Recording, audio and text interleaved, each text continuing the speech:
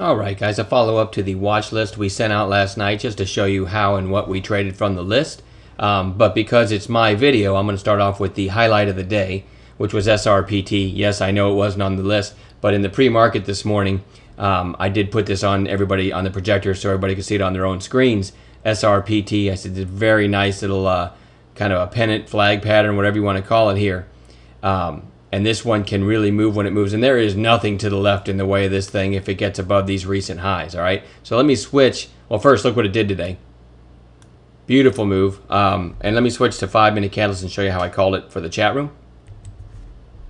Okay, because we already had it on watch, again I went over it in the pre-market. Not only did you have that kind of wedge pattern, which you can see the line that I drew on the daily chart right there. So we gapped up and we're slightly above that. So now it's really interesting. And then it's doing the same thing on an intraday basis, right? So basically called it long right there if it got up right by the high of the day. My idea, 31.47. Worst case stop, 27 cents below. Didn't really matter because, boom, there's the breakout. And then it was off to the races. And again, from 31.47, this goes to 34.49. $3.02 a share in our favor is how far it moved on 27 cents risk. And what was really cool to see is we had members selling literally right there. I'm not saying all of our members because everybody trades their own way, but we had members selling right there just using a method we teach. We teach people to sell into shape. Okay, so when you get what we call shape change, that's a great. If you connect the bottoms of these candles, right, and all of a sudden connect these, you can see the shape change, right? That's a great time to sell. I used to never do that. When I was a newer trader, I would watch something and I would let it retrace completely, or at least retrace this final move completely and sell. And it took me years to figure out to sell into shape. And it was fun to see people selling there. But anyway, SRPT was the big one. From the list I sent out last night, I think I only traded 2 of them. One of them was FFIV, if you remember on the daily. You had to squint to see it, but we had this one on long watch. Now, I got to tell you, one of our members, Ramesh, pointed it out right here because of the volume spike. Now, a bounce play, I want to take out the high of the day, and that's what should get it going on a stock that looks like FFIV did, a bull flag after a big breakout. I'm not showing it here, but on an intraday basis, a high of day break is what should get them piling in. Having said that, Ramesh pointed this out when it put in this candle on this volume. Now that's another type of entry, and I saw it, and for whatever reason it didn't click in my feeble little mind to say, hey, this is a good entry. It's probably going to take out the high of the day. Let's grab it here as what we call a Tokyo play with a stop right there. I didn't do that. I should have though, and thanks to Ramesh, anyone in the chat room could have taken it right there on that one method we teach. Having said that, then it broke through the high of the day, and I missed that too. So then I took it, I took it on this pullback. I grabbed it at 303. It's hard to see now because it's just a tail, but on like 2-minute candles you could see it. I took it at 303, called it at 303 with a dime stop to give it a little wiggle room, and immediately was right back up to the high of the day, and we got a nice move to 339 there in very short order. These are 5-minute candles, so we took it here. Took about 30 minutes to move up 10% from the entry. And again, hats off to Ramesh because I might not have even seen that. You know, I'm always busy looking for ideas, so I might not have even seen it if he hadn't put it back on my radar because of the volume spike. And then the other one from the watch list last night was FIO, and it looked like this when I called it. The market had only been open for about 15 minutes. This is the opening 5-minute candles, and so there's the area where I became interested because on the longer term chart, as I showed you in the video last night, this gets into the 1760s, it could break out, and it's got a lot of shorts in it.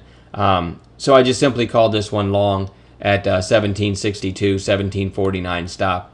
And it pretty quickly went to 1776, and got a little scalp out of it. Came back down. I retook it here, called it again right in this area, and then it got through the high of the day again. I sold some more.